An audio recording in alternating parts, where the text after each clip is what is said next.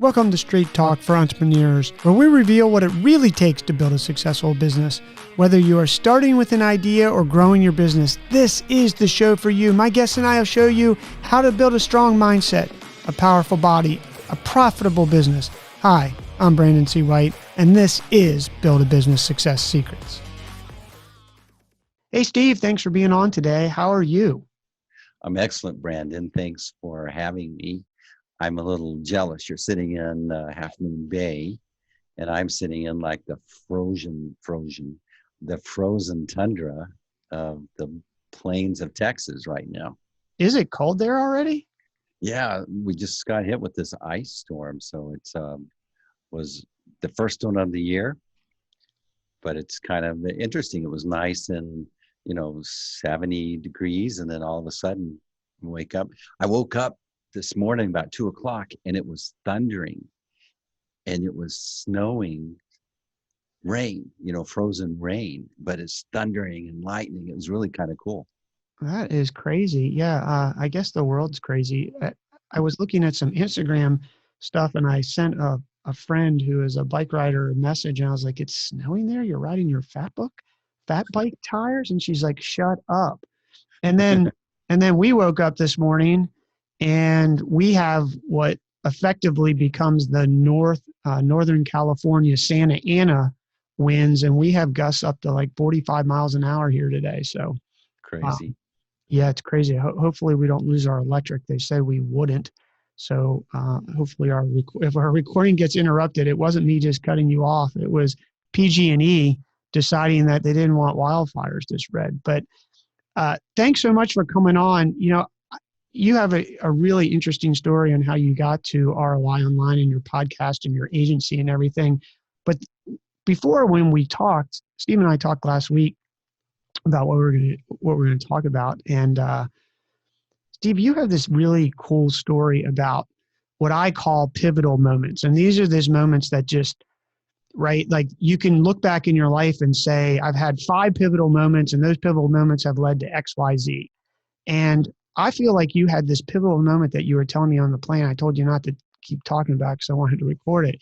So can you share that with the listeners of how that happened? And you had some backstory about where you were and really how you got to having this epiphany to write your book that really launched everything.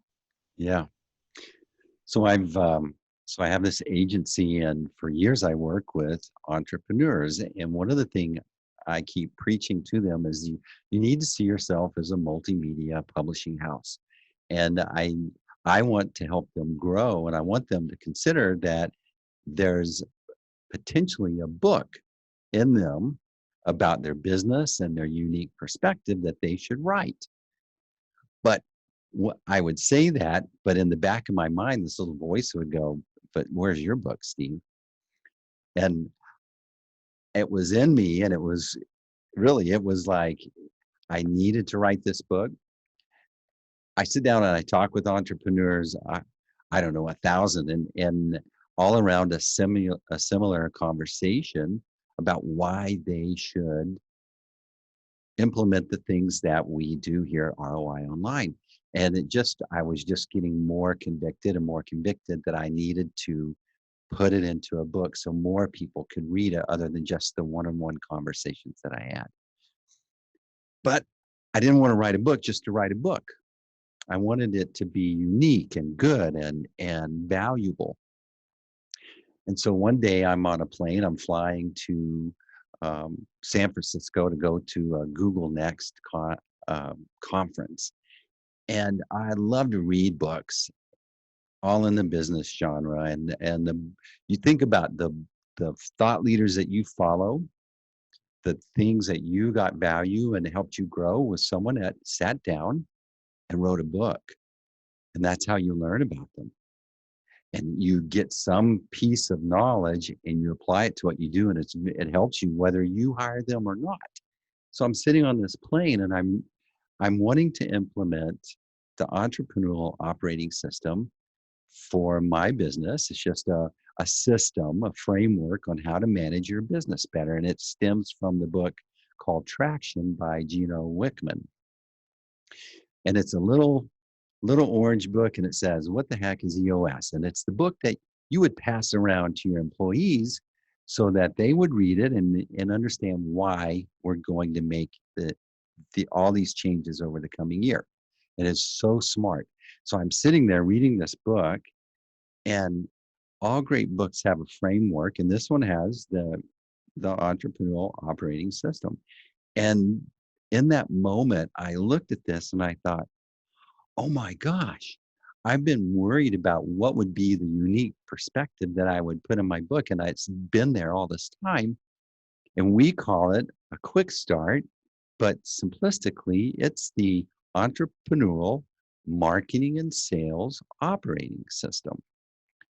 It, that's what it technically is. I just wasn't calling it that. And that's when the light bulb went off, what my book should be about, what the framework should be, and then it rolled downhill from there. So that's a great epiphany to have, but writing a book is a really big challenge. I mean, even for someone who writes blog posts and things like that, for me, a book is 65,000 to 125,000 words. Mm-hmm. So how did you go about, like, now you're like, I got to write the book. Mm-hmm. How did you figure, you'd never written a book before. No. So how did you figure out how to write a 65,000 plus word book? So I'd done some research. Here's the challenge. Let's say that this has been, I'm sure I'm not the only one that this has been bouncing around, and you've been ignoring this call to action, so to speak, of writing a book that's going to help you grow the value of your business. And so I had been doing a little research on, I'm sure there's a company out there that could help me get past all the little hurdles that I would struggle with, that I maybe on my first swing at something would, maybe make a base hit, but I wouldn't hit a home run. And yet this really needed to be a home run.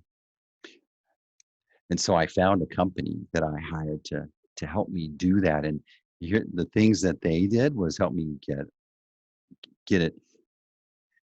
You think over the years, you've had this tornado blowing in your inside your brain of all these ideas. And these are great concepts that fly by, not all at once, but 1 month, this one flew by. And I envision those as little pieces of like that plastic shopping bag that gets stuck in a branch in a tree and just sits there and flaps, that would be like a great idea that you need to capture and write it down. And over time, you would get this catalog. Well, they take your brain and help you dump it out and get it organized. What's that process like, Steve? Do you record yourself, or do you write notes and then just take a picture and send it over? Yeah. No, it was a series of conversations, at least 14 hours of download. 14 hours. Mm-hmm. Not all in one sprint, but right. But here's the thing that was super therapeutic about it, Brandon. When have you gotten to talk to someone that actually listened and asked you all sorts of great questions about what you do and what you think and why? And I got to do that for at least 14 hours. That was huge therapy session. And then it's like, the way that I describe it is, you remember that time maybe that you laid a path in your yard, and maybe you kind of scraped the grass out of the way, and then you got some sand and you put it down, then you put up these little guardrails, then you had bricks or pavers or something, and so you had those delivered and they set them down, and then you start to take those pavers now and arrange them where the important ones, you get to kind of design the beautiful. That's what they did for me. And that's a big task and really helpful, right? Especially when you're just trying to get all that information out of your head. Yeah, because you have all these insecurities, especially if you haven't done it before. Like, you're wrestling with that internal voice is like, well, who are you to think you should write a book and that you've got something to say? But then when you get to download it and you see the first kind of rough path that they laid, and it's still very, there's a lot of anxiety there. But the way I saw myself before I started and the way that I saw myself in the end was very different. It's like, I think I'm going to write a book. I think I'm going to write a book. I am writing a book. I'm an author. And then I don't mind saying it, but it's a great book.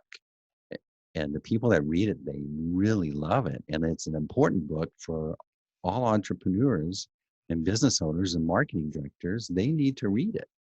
The Golden Toilet, right? Yeah.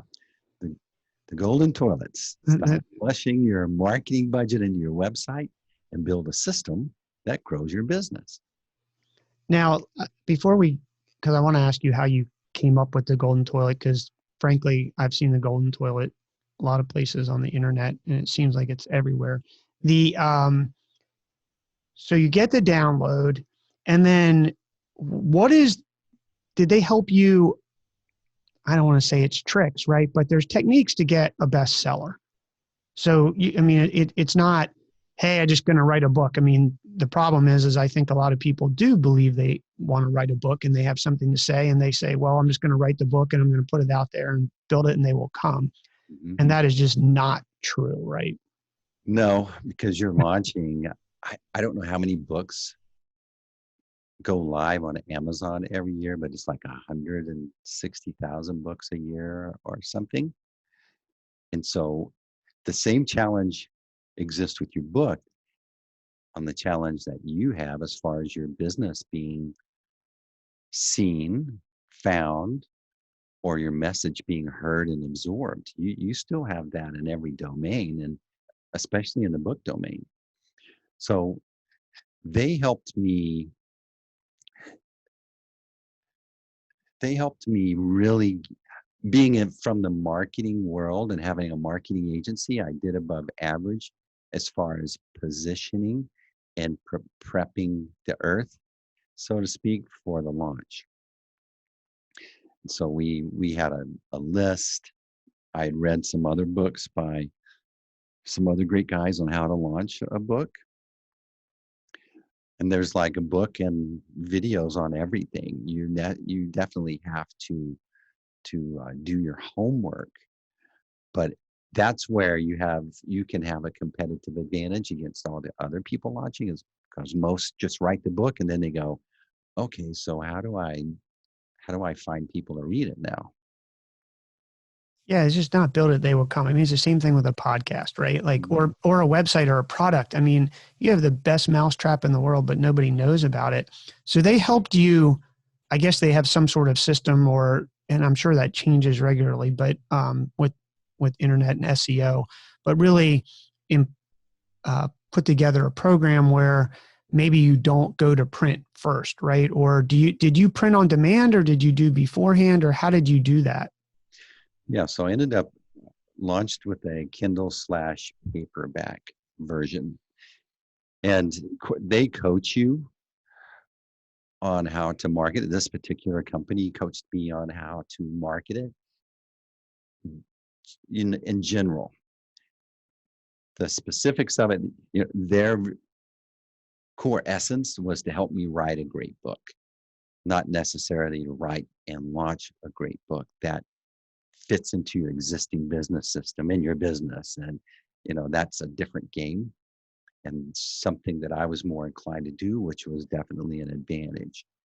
And which my next book will walk someone through all the things they should consider based on my past experience in this. Yeah, so you were taking a lot of your past experiences in sales and marketing and then saying, okay, well, if I do this with it and I build, you got to build an email list, you got to build a following, you got to get your SEO right. You probably got to do some paid advertising, I imagine, right? Yes. Yeah. So in particular, the game with Amazon to get a bestseller is that you need, I forget, I think you want to sell in the first several days. I'm going to tell you wrong, but it's been, I launched in January this past year. Uh, Kindle measures your Amazon measures your Kindle purchases. And so you can come up with a 99-cent version mm. and really prime the pump. And I think if you can sell over 100, 200 books in just the first 3 or 4 days, then that signals to the Amazon algorithm, this book has some legs, and then they start to promote it as well. And that sounds doable, but I would say that, 100 or 200 doesn't sound like a lot at first, but you think about how many people you have got to have, for lack of a better way, warmed up to you, who you are, your brand. Like, you literally have to have this teed up. You can't, and you can't, I'll share a story, but you can't go into this and be like, I'm going to wing it. I'll tell you that the first launch of this podcast, candidly, Steve, I was like, well, I've been podcasting since, like, I don't even know when before podcasting was podcasting. It was just putting MP3 files online. You and I talked about that, right? And I was like, I'll be fine. I'll just, I wasn't winging it. I had a plan, but I'll get there. And, you don't get there, because even with podcasts, if you're going to play that game, you've got to get listeners and things and engage. And it's super hard going from zero. But, then I learned about that, and I stole the idea. I borrowed it from gamers here in Silicon Valley, who they launch, and probably gamers all over the world, but they launch in a different country under a different name first. And then they learn everything. And then they come back and quote unquote, launch their business, right? Well, they already launched in a country and nobody in the next country knows about it. So they're able to do that. And that's what I did. But I think with a book, you don't necessarily really get these chances, because if that's the case, right, you're going to have to change the book a little bit. You're going to have to change the title. You're going to have to go through this whole process. So I guess I'm really emphasizing what you point out here, which is you absolutely need to pre-prime or prime this thing, so that when you do launch, and in the 4 days, if that's what the algorithm says, you have at least 100 sales. And, otherwise you've really hurt yourself, right? Yeah. You want to get a certain number of reviews. You want to do some quick sprint number of sales.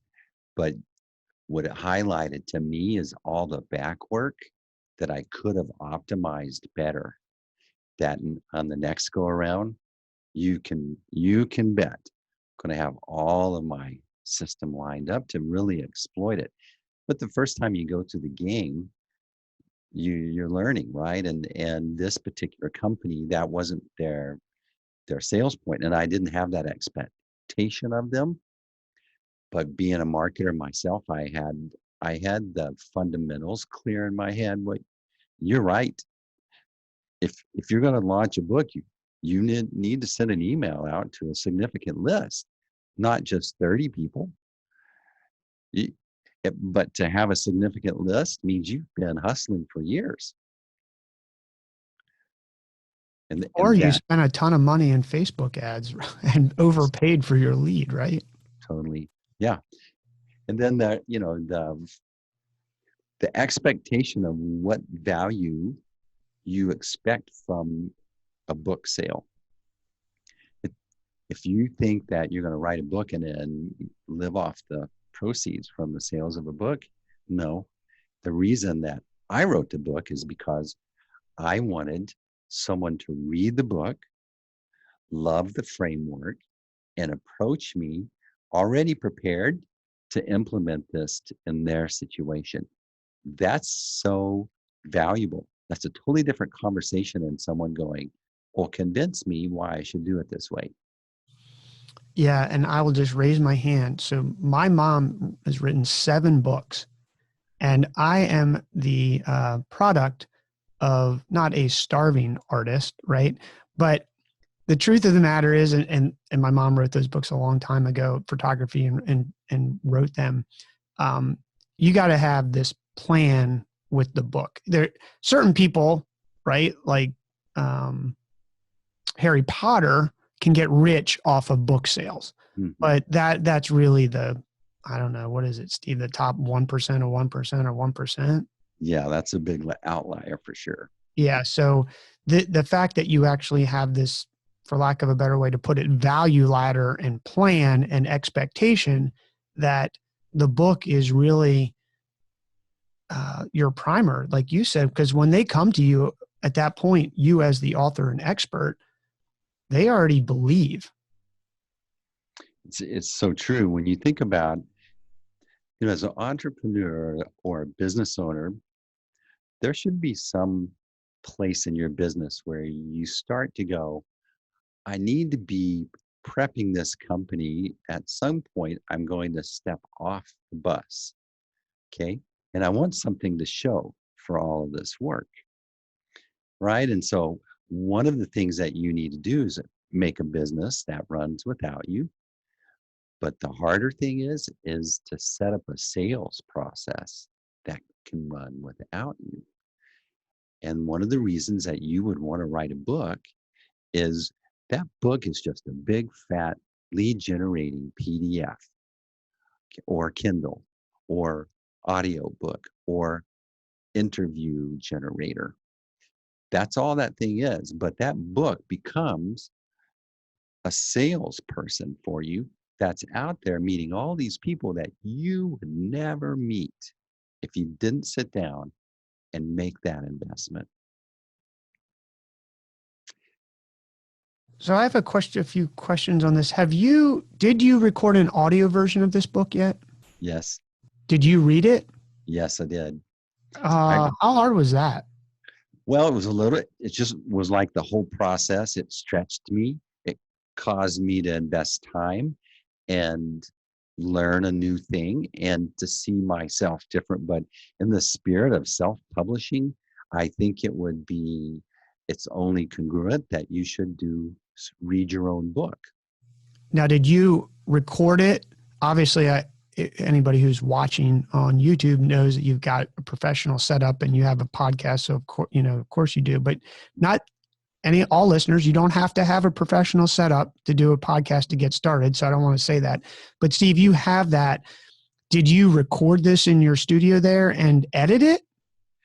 So that's a great question. What you're seeing is the results of me going to someone's studio and recording it in their studio and learning that I could do this myself. But what I needed at that time was someone that could help me. You think about when you read your book, you make all these mistakes, and I needed someone to sit there and record it and help me get those files off and edited and up to the standard that you would upload it into Amazon that they would expect. So I needed help that first time. And well, let's talk about that process, because how long did that take and how much did it cost between getting someone to help you write the book and recording it for your audio? So I spent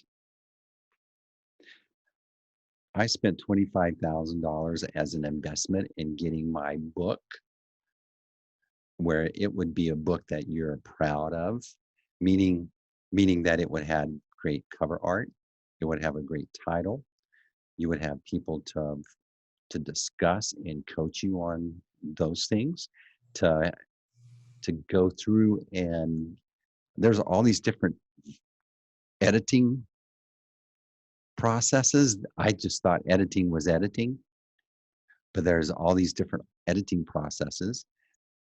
The book is me. It is my story. It was interesting how in the first several chapters, when I started to review them, it became apparent to me that I was going to have to step up and get in and deliver on the details that would show the depth of knowledge. No one can represent that for you. Well, if that is true in that area, then the format of the book, the printing of the book, all these other little details that I wouldn't know. I needed someone that could guide me through that and help me end up with a book that I would be proud of, and not just this thing I obviously spit out real quick as a PDF. Yeah, and the editing really does make a difference to have someone who's just a professional editor. I mean, there's no substitute for that. You will see words that are you think are there and swear that you read them, but they're for some reason they just don't show up when it hits print. Now on the audio, that was an extra. Was that a week's worth of work and No, $1,000 or what was it? you know, you would think that you could go in and read your own book in just maybe 2 days. And there are scenarios that would expect it of you. Your voice gets tired, your energy changes. There's it's amazing the drain, the energy drain that comes out. Also, on part 2, I'm going to do my audible recording first before I launch my printed version, because what I learned is when the chapters I really dug in, they really flowed like I speak, right? And in the beginning, when I was reading the evolution of my book was like, am I okay changing this word in this chapter? And I was really reticent, but on into the book, I was changing whole pieces, rewriting things. Really, the depth came out, and those I noticed when I was reading flowed so easy. So you're going to write the book on on your new book coming out. You're going to, and you probably already started, write the book and then record it, release it on Audible, and then release it in Kindle and print. I would answer it this way: of all those edits, different types of editing, the last layer of editing that I would add on to that is to read it and make the tweaks, or that would fit in somewhere. But as I read it and record my Audible version that can launch at the same time, that will impact and be a great way to check to make sure it really has my Oh, voice. I see. That's like your last editing process. And the Audible, in many ways, doesn't have to exactly match the book because the book's going to always have additions, right? You're going to catch something or rework something and then release it, right? Totally. Yeah, it was nice to, I really enjoyed listening to, like, I added a couple of interviews at the end of my Audible books, a couple of podcast interviews of the folks that wrote blurbs for my book. I prom- always had a call to action at the end. So at the end of every chapter, I would do a little call to action. Be sure to go check out these free resources at this.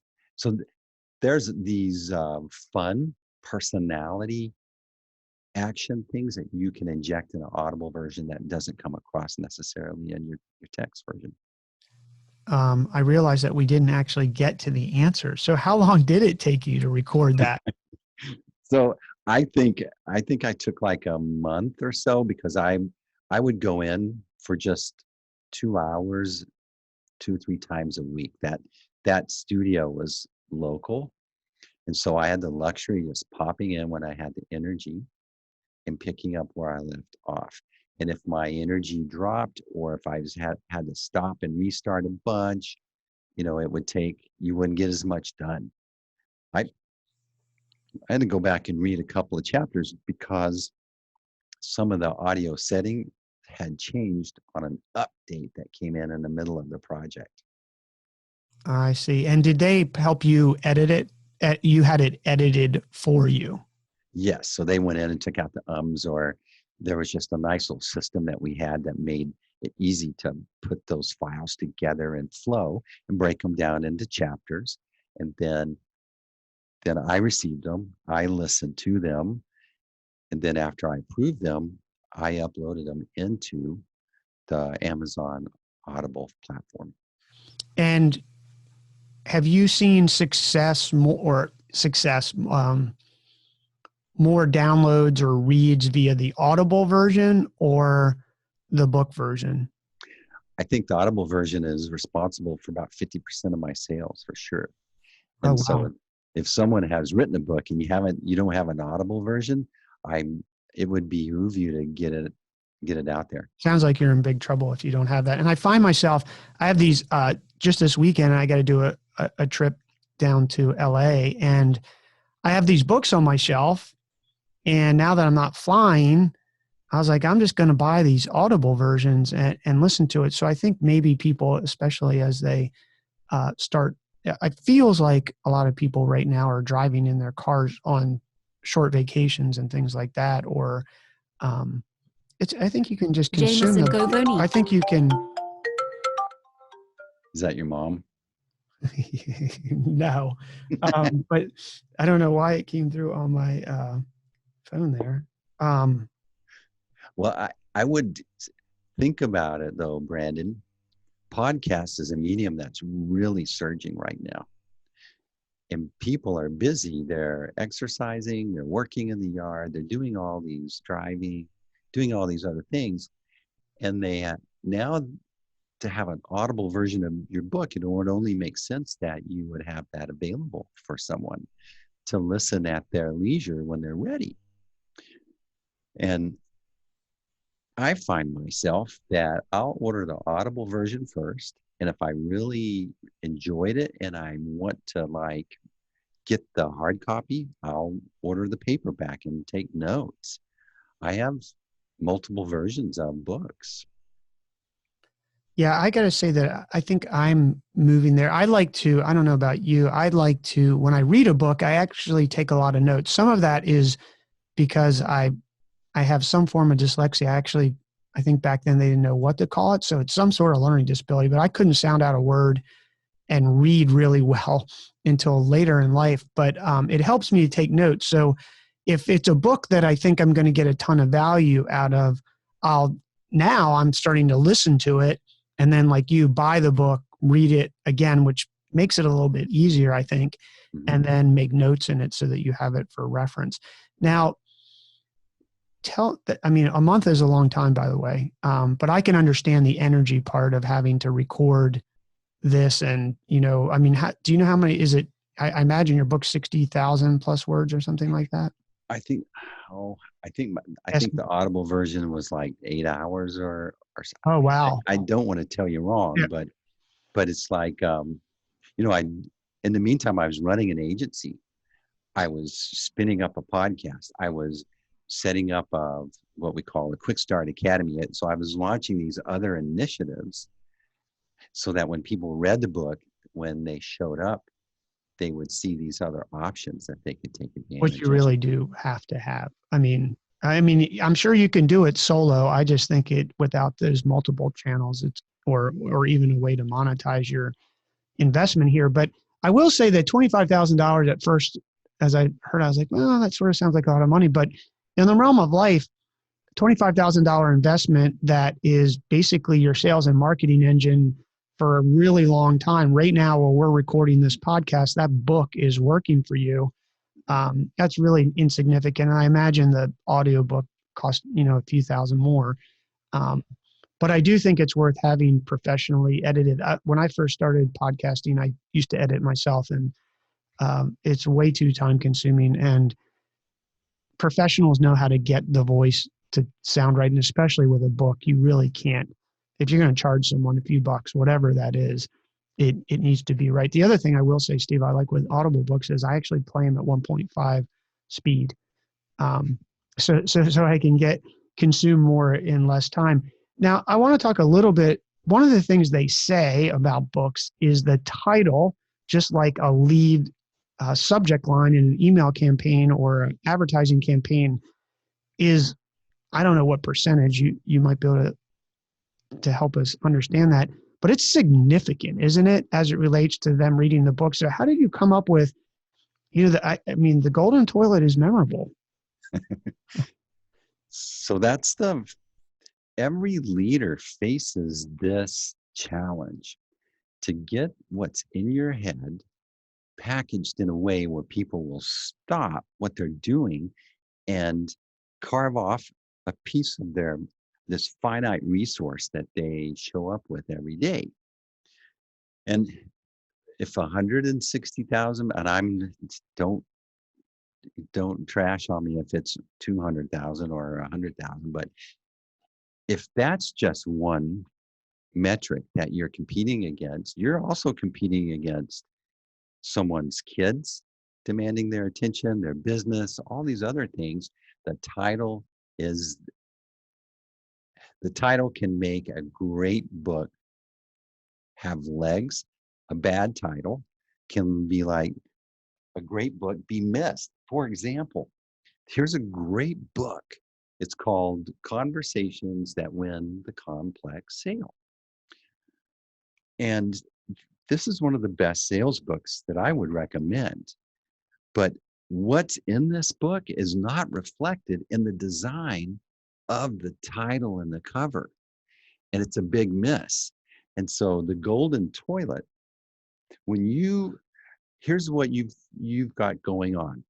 You've got a brain that's thinking about all these things: emails, pinging, text, Instagram, the Facebook. These are the most weaponized attention/focus grabbers and keepers, with an army of data scientists and technology and psychologists and constant. That's what you're competing against, for just someone to just give you a shot. So the title and the cover is really the essence, the most important piece. There's a great book called Save the Cat by, I think his name's Pressfield.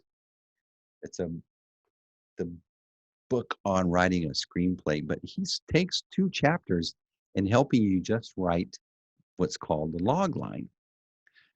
And so you go in to sell that that title and the subtitle needs to convince you to read the book and know what it's about and have an expectation. So when you think about something that's universally iconic and absurd, kind of funny, can be extremely persuasive. And so the golden toilet comes from a lot of conversations with these entrepreneurs that I talked about. Every day you wake up as a business owner and someone calls you every day and they say, hey, Brandon, I can get you at the top of the search results. Okay. And so they're calling you every day, every day, every day. Over time, your brain, your frame of your expectation is impacted by all this propaganda, by all the social media propaganda. And so it's like I had to get these very smart people that overcome any challenge just by reaching across and grabbing the steering wheel and even reaching their foot over there and punching the gas. That's just how they are. They're going to get through this. Somebody might get an eye poked out, but we're going to make it regardless. Well, these are the people you're talking to. How do I get them to stop and listen when they come pre-programmed? They've already written their prescription, so to speak, on what they need from you. And believe me, I failed them many times giving them what they asked for instead of aligning them, which is why my book. But one day I just said, Brandon, look, your website's just a toilet.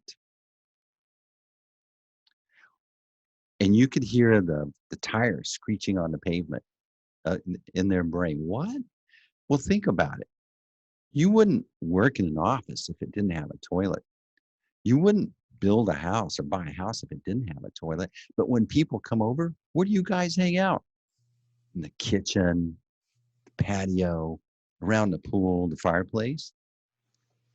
It's just an important piece of an overall system. And we need to treat it that way and have an expectation that it's going to facilitate a sales process, that it's going to support the marketing process, your hiring process. It's just a piece of a comprehensive system. It's not the only piece of this thing that we just need to quickly tick off and then move on to the next thing. So how long did it take from when you started? Because people always want to know, right? Like everything you've said makes complete sense in how you got there. But how long did it happen? I mean, I'm joking, right? It didn't happen in a day. It probably happened over weeks or months. To come to that. Yeah, like the end, like where you get to that book title.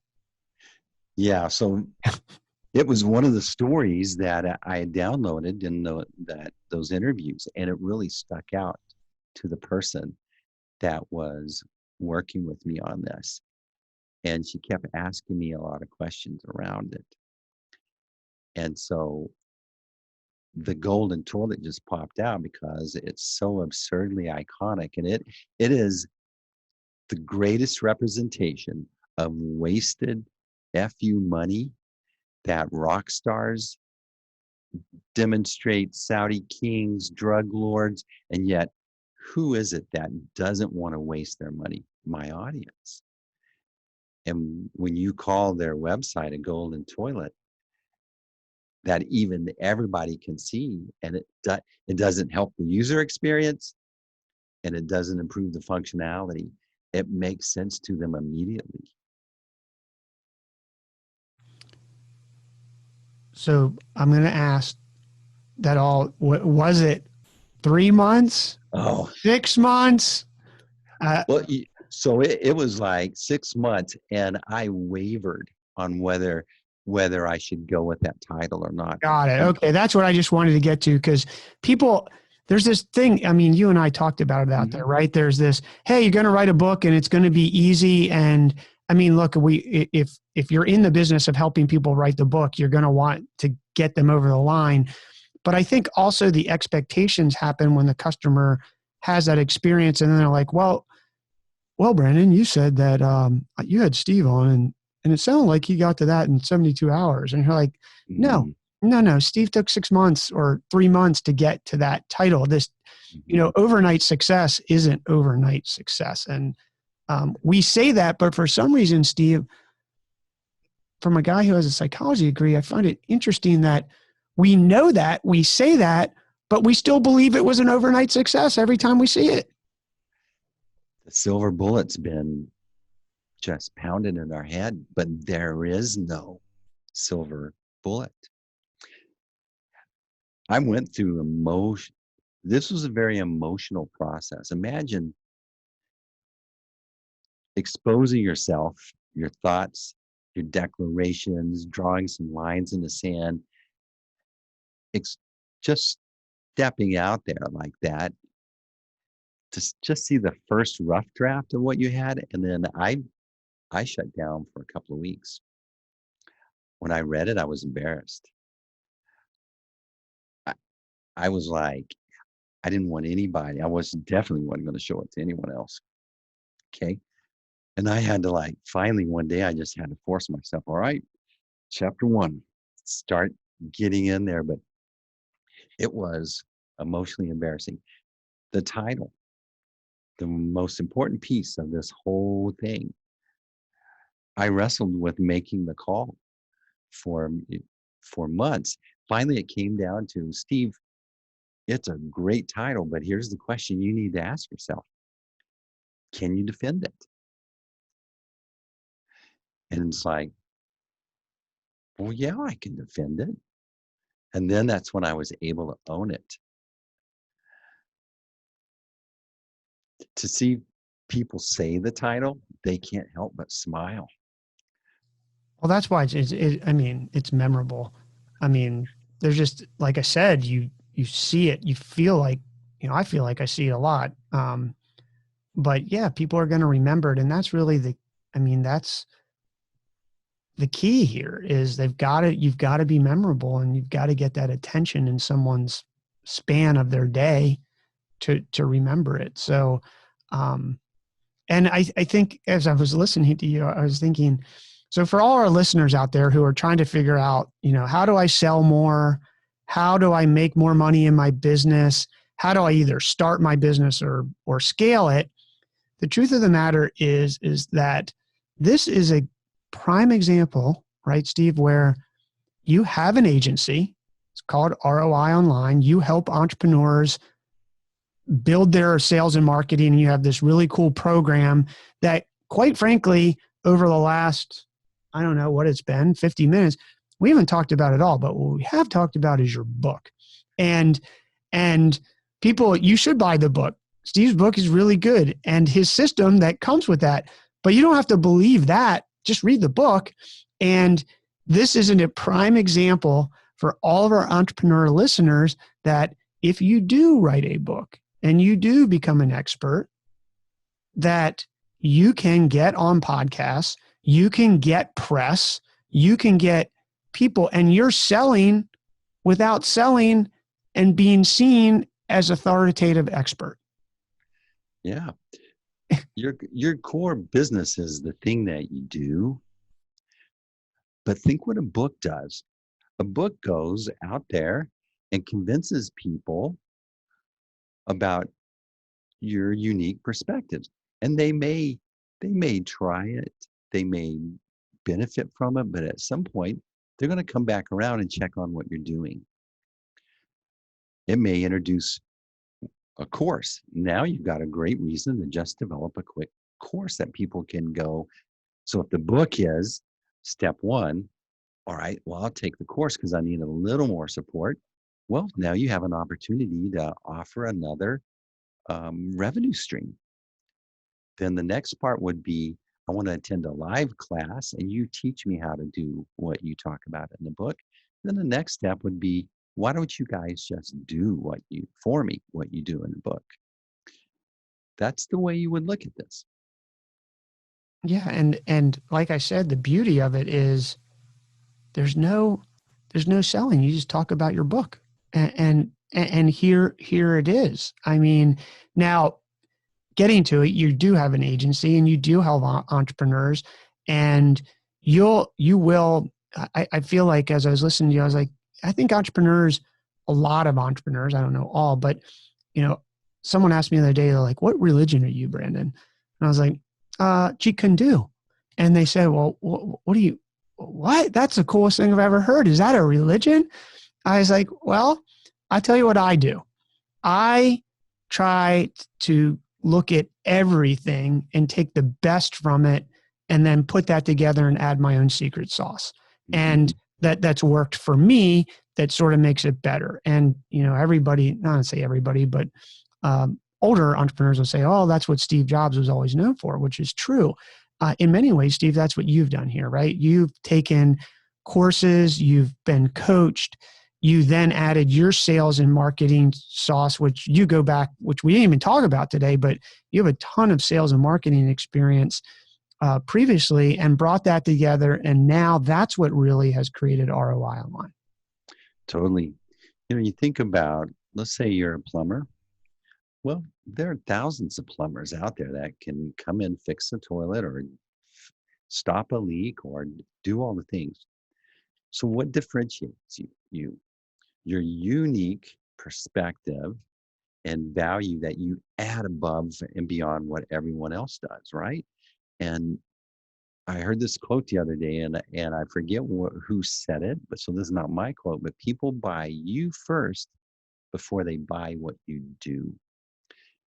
And before you can sell you have to pay your dues. You got to do your reps. And so a book comes out of, it's at the point, I believe, in a business where you've got good customers, good employees, good services or products, and you're starting to prepare to scale. And then you go, now's the time for me to really take my unique perspective and make sure it's super clear in all of what I do.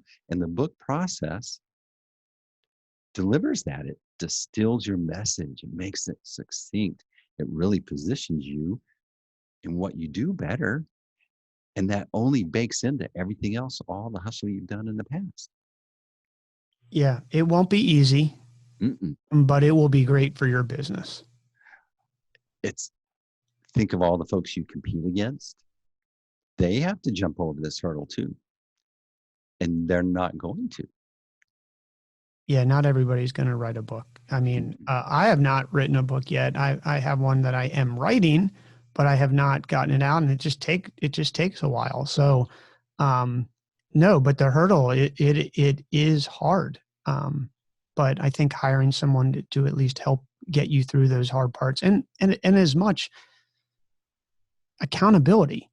Like, hey, Brand, I had someone email me actually today, and they said, hey, you're supposed to pick these chapters that by today, are you going to have it COB? And I was like, well, got to get to it today. Got to get to it right now because going to have Steve on the podcast, and I got 6 other things to do. So I think just that accountability is well worth it, because it will force you to do it. I say this with bike riding all the time. My wife's like, you procrastinate. And in the morning, I'll get up and I'll start reading or I'll start working on something, and I'm sitting there in my bike kit, and I don't get out until 11 o'clock, where I wish I would have gotten out at 8. But then yesterday morning is an example where I didn't think the guy I ride with all the time was going to ride, and Saturday night he's like 8 o'clock Sunday morning. I had just finished a 72-mile ride or 75-mile ride, and I was tired. I was like, yeah, 8 o'clock, because guess what? He's showing up at 8 o'clock, and we're getting on our bikes at 8 o'clock. So I think having that accountability and paying for it. I also will say this, sounds like it's a sales pitch here, but it's just true, is when I don't know, and I'm interested in your perspective, Steve, but anytime I've given something away for free, and it has accountability things in there, I have not found in general, there's a few exceptions, but for the most part, and I'm not saying that the advice that I've given people don't value. I'm just saying that when I give it away for free, I don't find that people have the results when they pay me. And I don't find that with myself, because I have, I would admit, I would say several hundred free PDF downloads. Great, incredibly insightful, educational. Definitely not, some of them are sort of light, but some of them are really extensive. But the courses that I bought, the books that I bought, those are the ones that I watch, I read. It just because you're invested. So really saying that to all the listeners out there, that you have to pay. I mean, you pay for an education. In this case, I think it was worth it. And I think paying someone to help you with a book is well worth it. So, but if you don't believe us, try it yourself. Give it a go, right? It's free. It's a part of this thing in us that is a commitment. When you make that investment, you're actually like getting married, or you're going to step up and pull your weight more and not let yourself off the hook as easy as you would if, well, it didn't cost me anything, so maybe next time. And I think that's it. Well, thank you so much for coming on here and sharing the story, and just being straightforward, Steve, and sharing the real numbers for people so they know what they're looking at. But I'm excited for people that they hear your message and understand that it is attainable and that you can do it, and you get yourself a coach. And it is true at ROI Online now, with your next book coming out, that you're helping entrepreneurs with this, and they should check you out. Steve, what are your 3 high percentage tips for entrepreneurs who want to build their business and write a book? Number 1, you have to see themes. The competitive advantage is to recognize themes or patterns, to implement systems and processes. They're huge. They're like the force multiplier in your business. There's a point where you can wing it, but then when you see patterns and you set up systems to exploit the patterns or to expedite the process that happens in those patterns. For example, the patterns I saw in the themes of the conversations that I was having with entrepreneurs, it would make sense that I would set up a system to deliver that message better or to deliver the services better. So those are two hits. And then the third hit is there's no silver bullet. There's a framework. And if you can recognize and name, put an acronym on it and kind of brand it, that framework all of a sudden adds big value, creates clarity and understanding and appreciation for what you do that other people do too, but they haven't sat down and created that framework. Those were awesome. Steve, thanks for coming on. We are looking forward to your next book. When do you think you will have that? Yeah. So it'll happen. So put me down for 9 months. All right. You're on the hook. We're going to have you back in 9 months talking about your second book, and you will have a title, and we will be able to actually have a call to action where they can buy it. Now, your current book, The Golden Toilet, and I hit this in the intro. I'm going to hit it in the outro, but anybody can buy that book on Amazon, Kindle, and or Audible. Absolutely. The Golden Toilet. Absolutely. All right, Steve. Thanks so much. Enjoy the rest of your week, man. Thanks, Brandon. This has been a pleasure. You're a great host. Take care.